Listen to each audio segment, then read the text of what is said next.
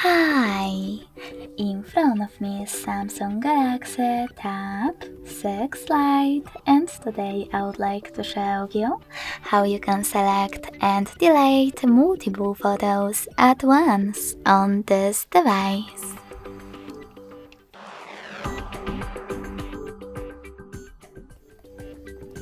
You need to begin by opening Gallery app. Following that, hold one of your photos that you wish to delete.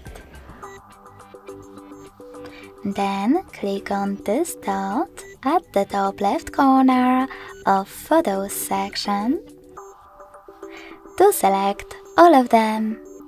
When you finished, tap on Delete All at the bottom and confirm your choice in the pop-up. Thanks so much for watching. If you enjoyed this video, smash that like button, comment, and subscribe. Bye!